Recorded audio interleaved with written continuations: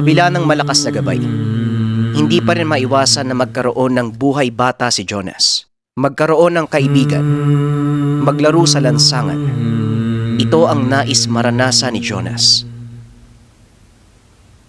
Magmula nang makasama ang Haring Bawa, naging mailap sa ibang tao si Jonas. Hanggang sa dumating ang panahon, nakilala niya si Inday. Jonas!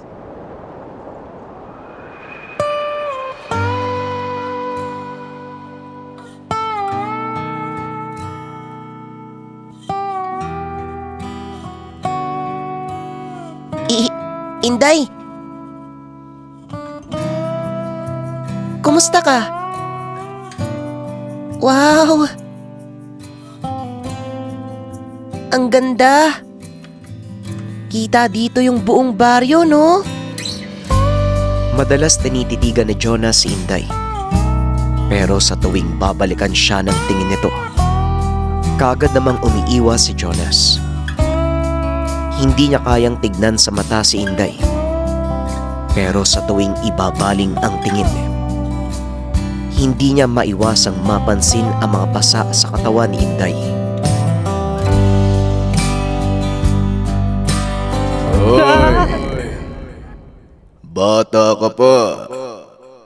Kung saan-saan ka tumitingin, baka magkaroon ka ng kulite.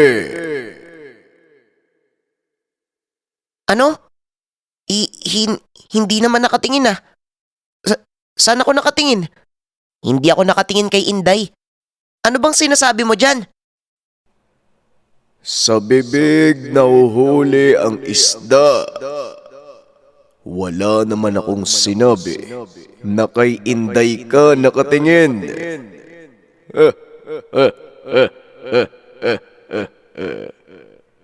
Iisa tayo, bata. Iisa ang puso't isip natin. Kaya alam ko ang tunay mong nararamdaman. Alam mo, masarap magluto yung tatay ko ng kalderetang kalabaw. Pag hindi ka tumahimik dyan, uulamin ka namin. O hindi kaya, gagawin kitang kambing.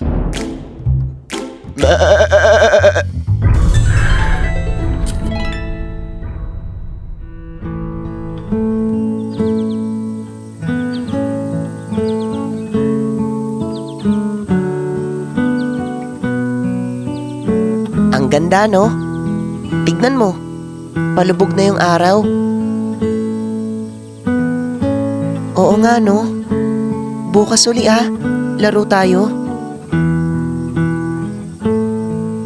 Wala kasi akong kaibigan dun sa amin Natatakot sila sa akin Ha? Bakit naman sila matatakot? Mabait ka naman Tumatakas lang kasi ako sa tatay ko Ayaw niya akong palabasin. Ayaw niya akong nakikipagkaibigan. Dapat daw palagi lang ako nasa bahay. Kasi darating daw yung espesyal na araw May ipapakilala daw sa akin si tatay.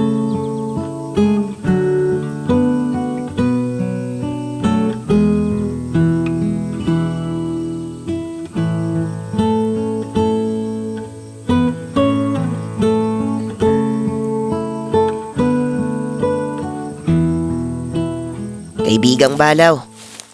Kawawa naman si Inday, no? Binubugbog daw ng tatay Kaya palang dami niyang pasa. Marahil disiplina. Ang sabi niya, tumatakas siya sa tatay niya. Kaya siguro ginugulpe dahil hindi nakikinig. Kagaya ng gusto kong gawin sa mga masasamang tao. Gusto kong gulpihin. Hindi ko naranasan yun sa magulang ko. Iba yung bugbog sa disiplina. Pwede namang kausapin Saka para magkaroon ng pasa, siguradong masakit yung ginawa. Palibasa kasi puro kasuntukan Bakit ba gusto mong nanggugulpi? Wala lang. Gusto ko lang. At saka napapansin ko, parang sobra kang nag-aalala sa kanya.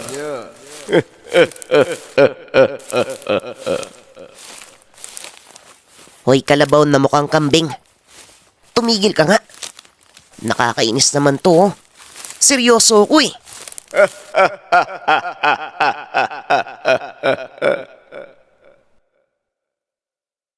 Sa kabila ng mga ginagawa ng balaw, masama ang nararamdaman niya. Itim na aura ang bumabalot kay Inday.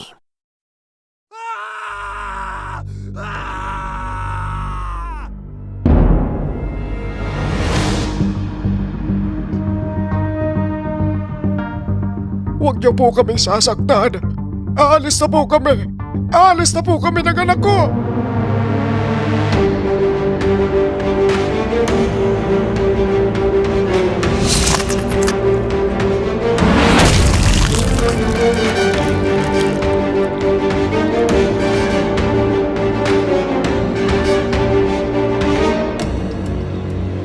Huwag ka nang babalik sa lugar.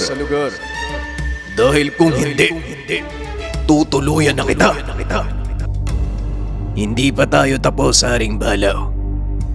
Malapit na. Malapit nang dumating ang itinakdang araw.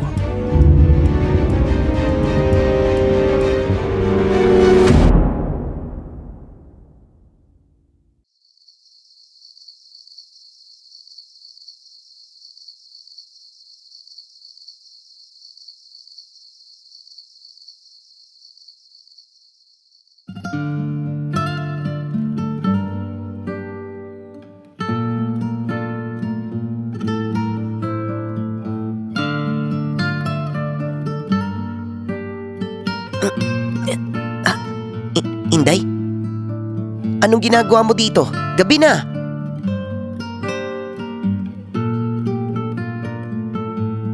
Bakit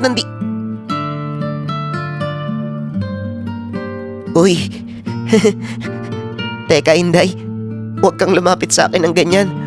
Inday, bata pa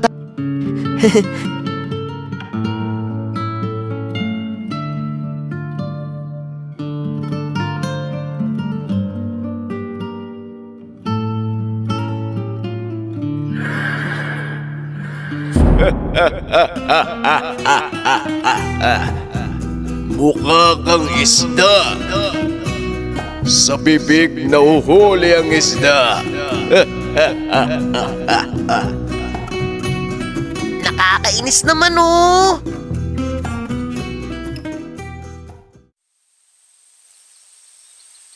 Lumipas ang ilang araw. Hindi na muli pang nakita ni Jonas si Inday. Ilang beses siyang nagpabalik-balik doon sa lugar. Pero wala. Wala si Inday. Sinubukan niyang alamin kung ano bang problema. Pero nanatiling bigo si Jonas.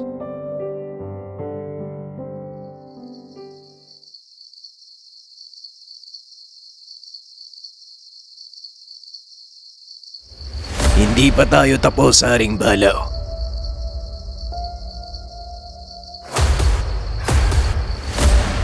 Malapit na. Malapit nang dumating ang itinakdang araw.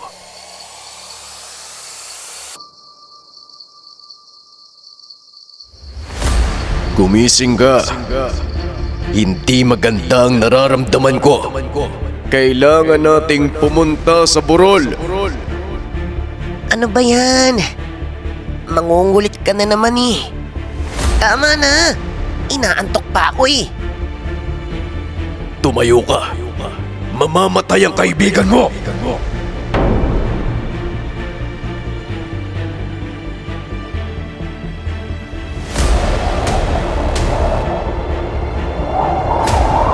Sige. Tanggapin mo. Tanggapin mo, Haring Tikbalang ang alay ko. Sige!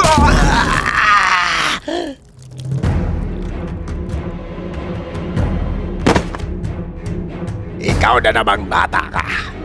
Kailan ka ba titigil sa pangingialam? Talagang hindi ka pa nadala, ano?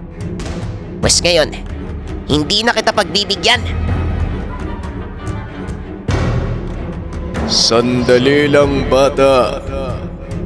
Hindi mo to laban. Kasama niya ang Haring Tikbalang. Hanggang ngayon, mukha ka pa rin kambing.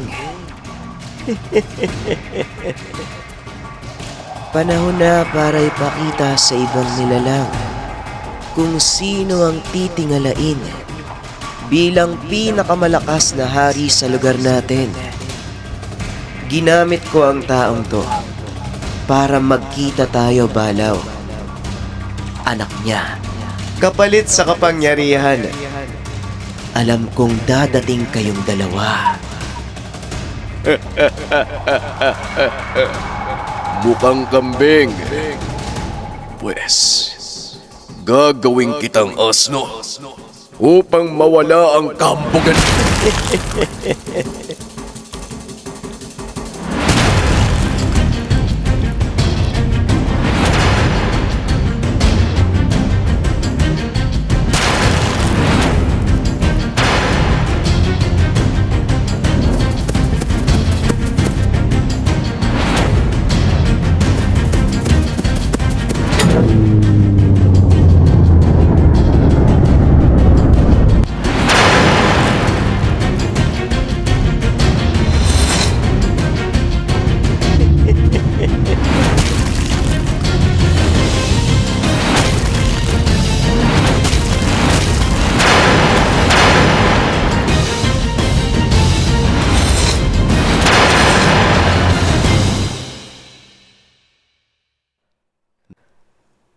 Ano na, kambing? Kaya pa? Nagsisimula pa lang ako, asno.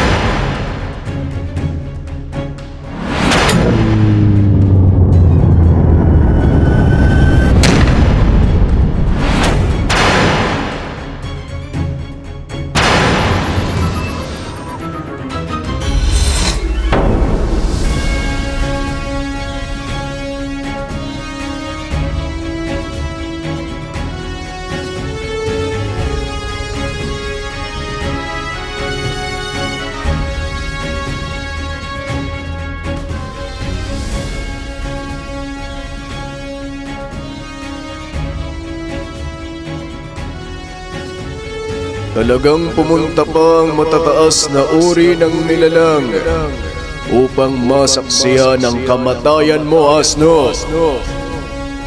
Huwag niyo kaming intindihin. Nandito kami upang masaksiyan ng laban.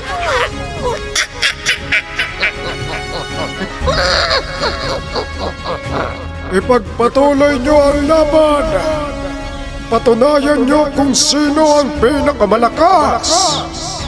Nakita mo na.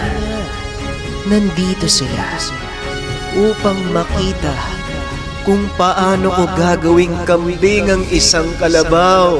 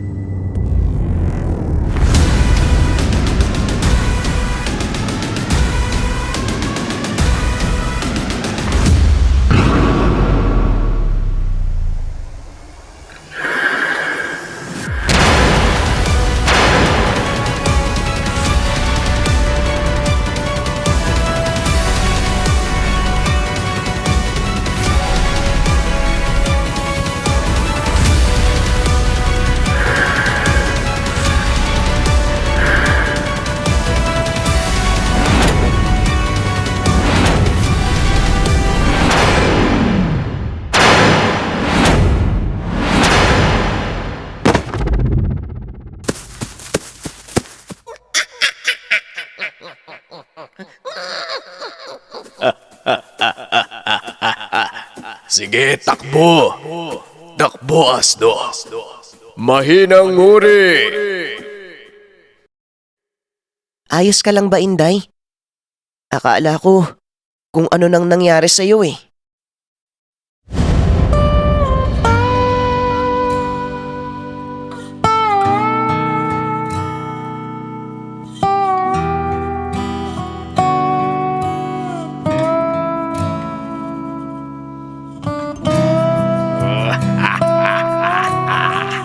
Ako pa rin ang pinakamalakas.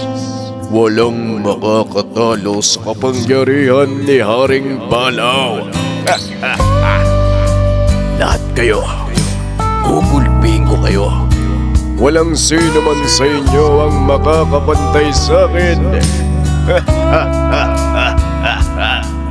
Teka.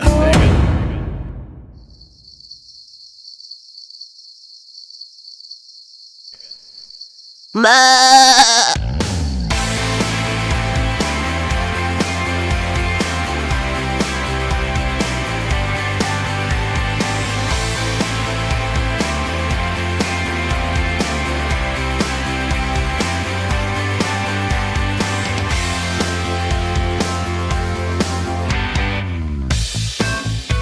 May mga tao na kayang ibigay ang sariling buhay o kahit buhay pa ng sariling kapamilya.